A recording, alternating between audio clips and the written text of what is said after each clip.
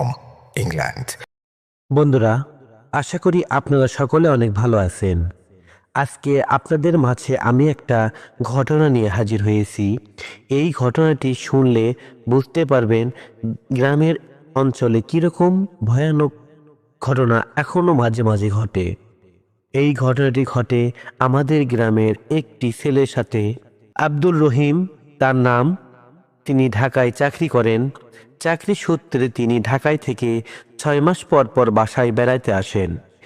এরকমই এক সময় ঈদের মধ্যে তিনি ঈদের ছুটি পাওয়ার পর 7 দিন ছুটি পাওয়ার পর তিনি গ্রামে বেড়াইতে আসার জন্য প্রস্তুতি নেন। ঢাকায় থেকে ব্যাগ সব কিছু গুছিয়ে নেওয়ার পর সারাদিন ডিউটি করার পর আব্দুর রহিম ভাবল, আমি ঠিক রাত 8টা অথবা 7টায় গাড়িতে উঠবো, 12টা 1টায় শহরে নামবে।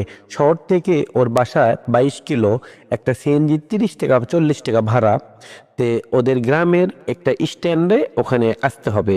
ওখান থেকে 3-4 কিলো। তে যদি গ্রামে কোনো স্ট্যান্ডে আসার পর ওখান থেকে ওই বাজার থেকে যদি 3-4 কিলো যদি গাড়ি নাও পায় তাহলে হেঁটে যেতে পারবে, কোনো সমস্যা নেই। গরমের দিন। তিনি ঠিক 7:30টায় বাজে ওঠার পর ঢাকায় থেকে যখন এই যমুনা সেতু পার হয়ে আসে, হ্যাঁ বলে রাখি, আব্দুর রহিমের বাড়ি হচ্ছে বগুড়াতে। তিনি যখন গাড়ি চড়ে আসার সময় সেতু পার হওয়ার পর গাড়ি এক সময় চাকা পাংচার হয়ে যায়। তখন ওখানে 1-1.5 ঘন্টা সময় লাগার পর গাড়ি ঠিক হওয়ার পর সবাই আবার ওঠে। গাড়িতে ওঠার পর গাড়ি আস্তে আস্তে শেরপুরের কাছাকাছি আসতে সেই গাড়ির আবার নষ্ট হয়ে যায়। ব্রেক ধরে না, ব্রেক কোনো কাজ করে না। তখন যেহেতু গাড়িটা যাবে ডাইরেক্ট রংপুর, এই জন্য অনেক যাত্রী আছে। ড্রাইভার সিদ্ধান্ত নিল গাড়িটা ঠিক করতে হবে, তারপরে আমরা যাব। তখন গাড়িটা থামায়, কিন্তু শেরপুর থেকে বগুড়াতে মাত্র 25 কিলোর মতো। তখন আব্দুর রহিম ভাবলো, আমি কি অন্য গাড়ি যাব না এটাতে যাব। তখন আবার ভাবলো, ড্রাইভার বলল, ভাই দেখেন, আপনি তো বগুড়াতে নামবেন, কিন্তু বগুড়া থেকে তো আমার রংপুর যেতে হবে। গাড়ি না ঠিক করলে যাত্রীরা আছে, ব্রেক ধরতেছে না ঠিক মতো, এটা রিস্ক হয়ে যায়। অতএব আপনি আধা ঘন্টা 1 ঘন্টার মতো সময় দেন, আমরা গাড়িটা ঠিক করব যত দ্রুত সম্ভব। তখন আব্দুর রহিম ভাবলো, ঠিকই আছে, ড্রাইভারটা ঠিকই বলল। তখন চা খায়, সিগারেট খায়, খেয়ে দিয়ে সময় একটু পার করার পরে এক সময় গাড়িটা ঠিক হয়ে যায়। তখন বাজে ঠিক রাত 1:30। গাড়িতে ওঠে, আধা ঘন্টায় বগুড়া এসে নামার পর সিএনজি খোঁজে। সিএনজি ভাড়া একটু তখন রাতে বেশি রিজার্ভ করতে হয়। তখন সিএনজিটা রিজার্ভ করার পর ওই সিএনজি চড়ে তিনি ওর গ্রামের একটা স্ট্যান্ডে চলে আসে। তখন বাজে ঠিক রাত 3টা। নামার পর কোনো ভ্যান নাই, সব দোকান বন্ধ, শুধু ডিউটিদার আছে, সব নিরিবিলি, সব অন্ধকার। তখন আব্দুর রহিম ভাবলো, আমি কি বাসায় একাই যাব, নাকি কোনো গাড়ি তো পাবো না। এরই মাঝে ডিউটিদার চলে আসে, মানে বাজার পহরা দেয়। ওরা এসে বলে, আচ্ছা আব্দুর রহিম তুমি আসলা? বলে, হ্যাঁ আঙ্কেল আসলাম, ঈদের ছুটিতে আসলাম। তখন বলে, এত এত তুমি গাড়ি পাবা না, তুমি কি হেঁটেই যাবা নাকি এখানে থাকবা? তুমি যদি থাকো তাহলে এখানে থাকতে পারো, তুমি পরে সকাল হলে চলে যাবা। তখন আব্দুর রহিম সারাদিন বাসায় যাবে অস্থির হয়ে আছে, বা বাসায় যে খাওয়া দাওয়া করবে, সারাদিন ঠিক মতো খাওয়া দাওয়া নেই। তখন কি করবে চিন্তা ভাবনা করতে এক সাইডে বসতে গেল, সিগারেট জ্বালায়। সিগারেটটা শেষ হওয়া মাত্র দূরে দেখে একটা ভ্যান দাঁড়িয়ে আছে। তখন বলল, এত রাত্রে ভ্যান, তাহলে অবশ্যই হয়তো মাছ মারতে যাবে অথবা রিজার্ভ আছে। তখন আগিয়ে যাওয়ার পরে দেখে ভ্যানওয়ালা বসে আছে। গরমের দিনে সাদা একটা কালো একটা গায়ে চাদর পরে আছে, মুখ দেখা যাচ্ছে না। তো সালাম দেওয়ার পর বলে, আপনি কি আমাদের মানে গ্রামের নাম বলে, ওই গ্রামে যাবেন? আমি নাম বললাম না। তখন বলে, বাবা আমি তো ওইদিকে যাব না, তো এত রাতে তুমি যেহেতু বিপদে পড়ছো, তাহলে হ্যাঁ চলো যে তোমায় রেখে আসি। তো বলে, কয় টাকা দিব বলেন? বলে, তুমি খুশি হয়ে যা দেবো আমি তাই নেবো, কোনো সমস্যা নেই। তো এটা বলার পর আব্দুর রহিম আহ, একবার ভাবলো, যদি আমি এই ভ্যানটা নাই উঠি তাহলে ভ্যান চলে গেলে আমার তো ওই 3-4 ঘন্টা এখানে থাকতে হবে, অনেক কষ্ট হবে, যেহেতু সারাদিন জার্নি করে আসছে। তখন এক সময় সিদ্ধান্ত করে বলে, দেবো হেন একটু ধরে দেবো টাকা, সমস্যা নেই।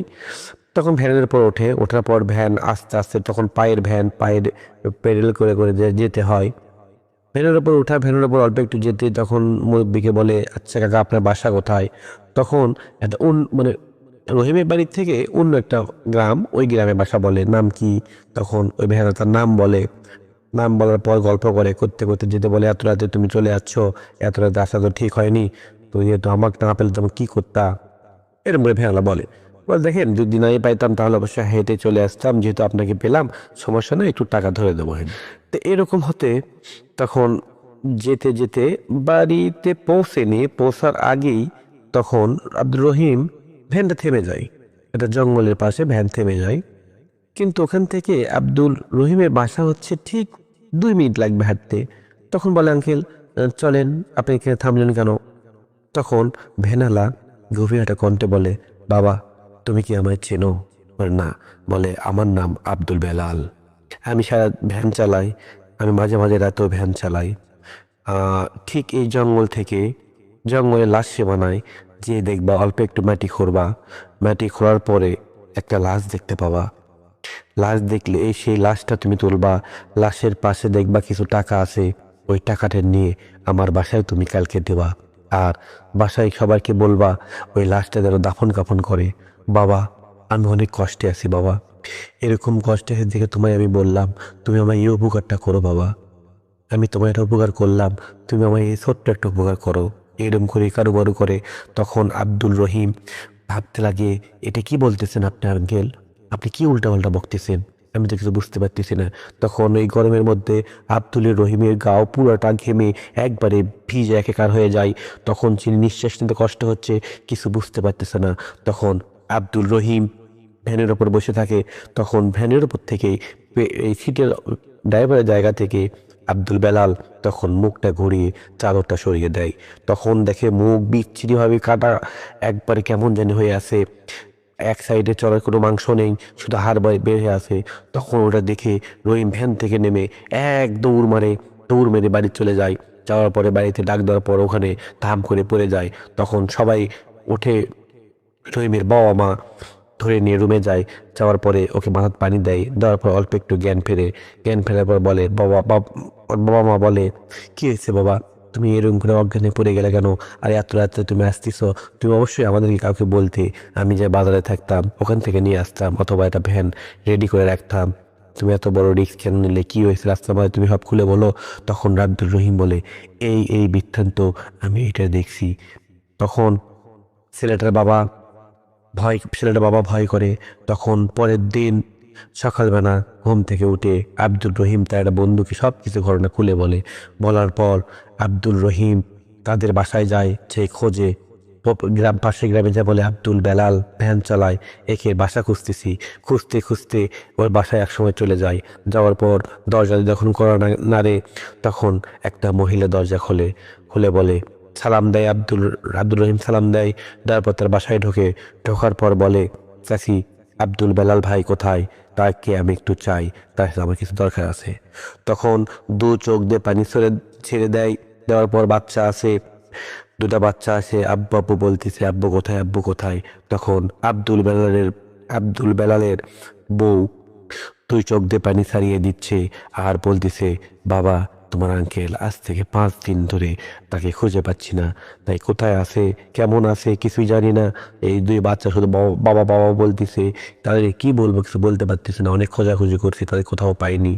তখন আব্দুর রহিম বলে, চাচি দেখেন, কালকে এখন রাতে আমি আসি, তখন আমি আব্দুল বেলাল চাচার ভ্যানে চড়ে আসছি বাড়িতে। আসার পর ভ্যান থেকে নেমে চাচা আমাকে এরকম সব কিছু বললো, আমি এই জন্য আপনাদের খোঁজটা দিতে আসলাম। আর সরি, একটা কথা বলতে ভুলে গেছি। তখন আব্দুল বেলাল তার পকেট থেকে কিছু টাকা একটা ব্যাগ দিয়েছিল আব্দুল রহুবকে। তখন আব্দুল রহুব ওই টাকাটা দেয় হাতে তার বউকে এবং বলে, এই বৃত্তান্ত সব কিছু খুলে বলার পর পাড়ার সমস্ত কিছু জোয়ান, কিছু মুরব্বী, এরকম কিছু ছেলে পেলে নিয়ে সবাই চলে যায় আব্দুল রহিমের কথা শুনে। তখন সবাই কেউ বিশ্বাস করতে পারে না, আসলে আব্দুল রহুবও বিশ্বাস করেনি। তখন তিনি চলে যায়, সবাইকে নিয়ে চলে যাওয়ার পর ওই জঙ্গলের পাশে চলে যায়, যে দেখো হ্যাঁ একটা মাটি আহাল আব্দুল বেলালের ভ্যান পড়ে আছে। তখন ওই ভ্যানটা দেখে সবাই চিনতে পারে। তখন মাটি অল্প একটু খোঁড়ার পর দেখে আব্দুল বেলালের লাশ পড়ে আছে। লাশটা হালকা হালকা পচে গেছে, দুর্গন্ধ বেরোইছে। তখন ওই লাশটা তোলার পর সবাই নিয়ে আসে, থানার থেকে পুলিশ আসে। আসার পর পুলিশকে সবকিছু খুলে বলার পর অবশ্যই এটা মার্ডার করা হয়েছে এরকম করে ভাবার পর লাশ থানাতে নিয়ে যায়। যাওয়ার পর পরীক্ষা নিরীক্ষা করার পর লাশ দিয়ে দেয়। তখন দাফন কাফন করার পর ওখানে দাফন কাফন করা শেষ করে টাকা হাতে দিয়ে আব্দুল বেলালের বইয়ের হাতে টাকা দিয়ে ওখান থেকে চলে আসে সবাই। কিন্তু এরই মাঝে পরে পাড়ার কিছু কিছু লোক বলে, আমরাও রাত্রে মাঝে মাঝে এরকম চাদর পরে কিছু মানুষকে দেখছি রাত 10টা থেকে 12টার মধ্যে, কিন্তু আমরা ভয়ে কথা বলিনি, আমাদের সাথেও কথা বলিনি। তাহলে বন্ধুরা আপনারা ভাবেন, তাহলে আব্দুল রহুবকে কেন আব্দুল বেলাল সবকিছু খুলে বলল? এই জন্য বলছিল আব্দুল রহুব খুব ভালো ছেলে, আর ওকে বললে এরকম করতে পারে। আর জানাজা করা হয়নি, দাফন কাফন করা হয়নি দেখে আত্মাটা ঘুরে বেড়াচ্ছে। তারপর তারপর থেকে এখন পর্যন্ত আব্দুল বেলালের কোনো রকমের চিহ্ন দেখা দেয়নি। আর আব্দুল বেলালের জন্য আপনারা সবাই দোয়া করবেন, তিনি যেন আল্লাহ যেন তাকে মাফ করে দেন, এবং আব্দুল রহুব যেন সবসময় ভালো থাকে, সবাই ভালো আছে, সুস্থ আছে। আর বন্ধুরা, এই শোনা ঘটনা আমরা শুনেছি, শোনার পর থেকে একটা ভাইয়ের থেকে শুনেছি, তারপর আপনাদের শেয়ার করলাম। ঘটনাটি কেমন লাগে অবশ্যই বলবেন আমাদেরকে, এবং এর সত্যতা আমরা অবশ্যই আরেকটু খোঁজ নিয়ে আপনাদের জানাবো ইনশাআল্লাহ। ভালো থাকবেন, সুস্থ থাকবেন। আল্লাহর কাছে আপনাদের সামনে সবার জন্য দোয়া করি, আল্লাহ যেন আপনাদের সবাইকে ভালো রাখেন। আল্লাহ আমাদের সবাইকে ভালো রাখো, সুস্থ রাখো, এবং তোমার হুকুম অনুযায়ী চলার তৌফিক দান করো। আমিন।